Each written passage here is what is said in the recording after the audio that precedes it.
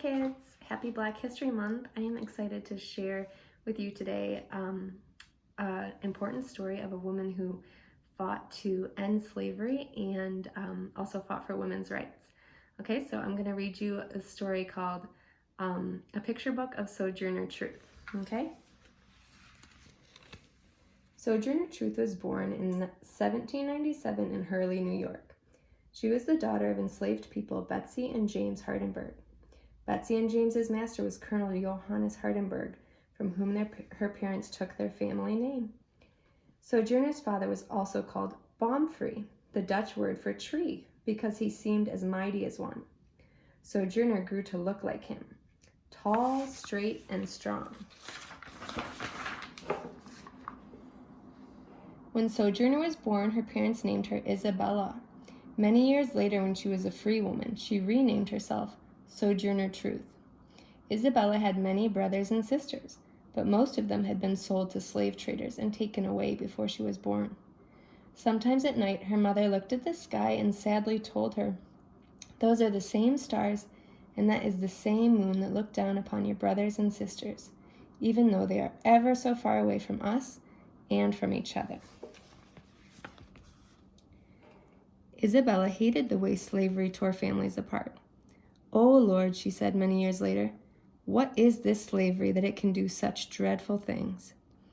When Isabella was 3, Johannes Hardenberg died. His son Charles was her new owner.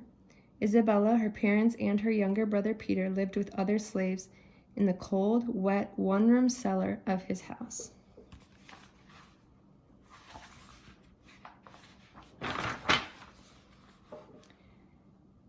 When Isabella was 9, she was taken from her family and brother and sold to Mr. and Mrs. John Neely. They treated her badly. Isabella's mother had taught her to pray and believe in God. In her prayers, Isabella begged for her protection from the Neelys. 2 years later, she was sold to Martin Shriver, a fisherman and innkeeper. After another year and a half, she was sold again to John Dumont. Isabella worked hard for the Dumonts. Her master boasted to his friends that she would do a family's washing in the night and be ready in the morning to go into the field, where she would do as much as his best hands. When Isabella worked for the Dumonts, she met Robert, an enslaved man who worked at a nearby farm. She said later that she truly loved him, but one day his master and master's sons caught him visiting her, and they took him away, and he never came back.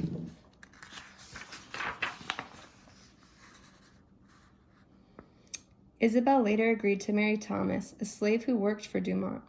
It was a marriage encouraged by Dumont to increase the number of his slaves. Isabella and Thomas had 5 children together: Diana, Elizabeth, Hannah, Peter, and Sophia.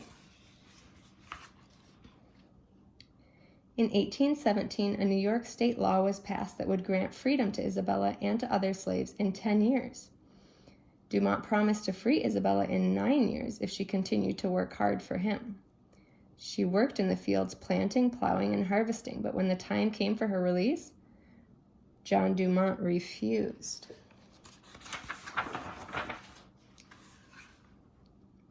Isabella was upset. She decided to run away, but first she finished her work. She spun 100 pounds of wool. Then early in the morning, she took her infant daughter Sophia and left to find Levi Rowe, a farmer and a Quaker who hated slavery. Isabella told him her story, and he sent her to Isaac and Maria von Wagner. Dumont found Isabella at the Wagners and demanded that she come back. "I won't," she said. The Van Wagners then paid Dumont for Isabella and Sophia's freedom. Isabella worked for the Van Wagners through the winter of 1826. Then, in 1827, she learned that her 5-year-old son Peter had been sold by Dumont to Solomon Gedney, who sold Peter to an Alabama planter. Such a sale to someone outside of New York State was against the law. Isabella told Mrs. Dumont, "I will have my child again." She went to court, sued Gedney, and won. She was one of the first African-American women in the United States to win a lawsuit against a white man.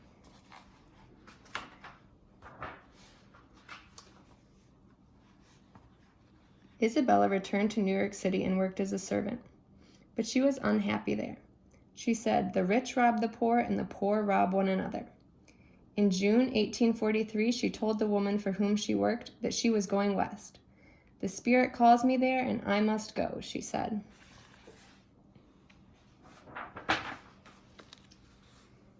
She also told the woman that she was no longer Isabella, but Sojourner, because she planned to sojourn, to move about and visit different places, and to preach.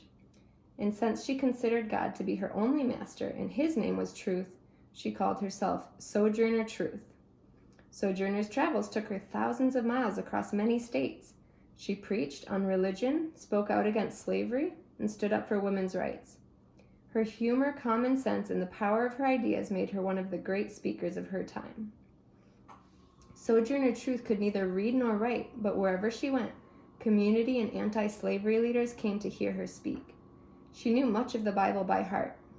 "I talk to God," she said, "and God talks to me."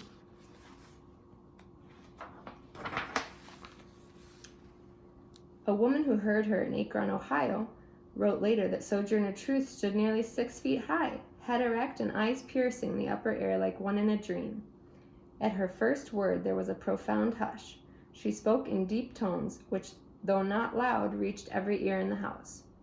Sojourner Truth called slave owners sinners who soon would be punished by God. She laughed at the idea that women were weaker than men. "Look at me," she said. "I have plowed and planted, and ain't I a woman?"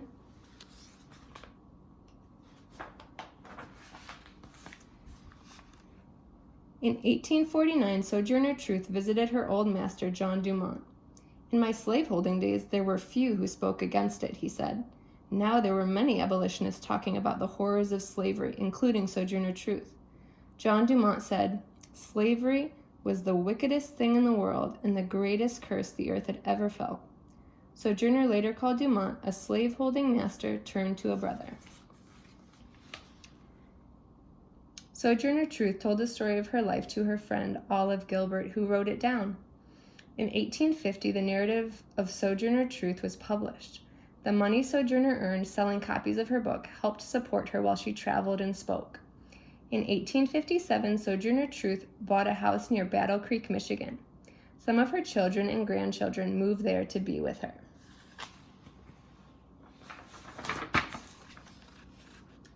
In 1861, the Civil War began, a war to end slavery and reunite the nation. Sojourner Truth raised money to help feed African American soldiers. She cared for slaves who had run north to freedom. In 1864, in the midst of the war, she visited President Lincoln. She said later, "I am proud to say that I never was treated by anyone with more kindness and cordiality than were shown to me by that great and good man, Abraham Lincoln. I felt that I was in the presence of a friend." Sojourner Truth told him, "You are the best president who has ever taken seat."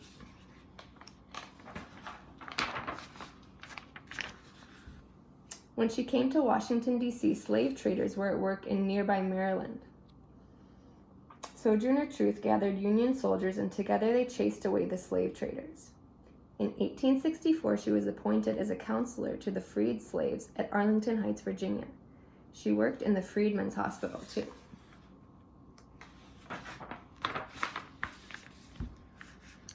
At times when she worked at the hospital, she rode in segregated horse-drawn streetcars. Black people and white people were seated separately, and often drivers would not even stop for African Americans. Sojourner Truth complained to the president of the streetcar company. He pledged to give blacks and whites equal privileges. Then one day a streetcar driver refused to stop for her. She stood in front of the next streetcar to force the driver to stop. When she climbed aboard, the conductor told her, "Go up where the horses are, or I will throw you out." Sojourner Truth refused to sit up there. She sat where she wanted.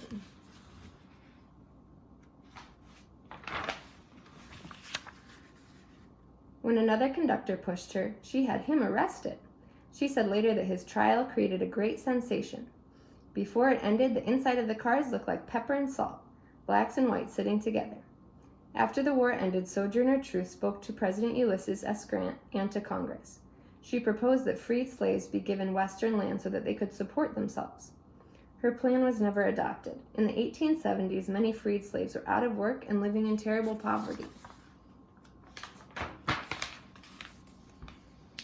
Sojourner Truth soon realized that freedom from slavery did not mean freedom from poverty, hatred, and discrimination. Sojourner Truth had dreamed of equality for all people, black, white, male, and female.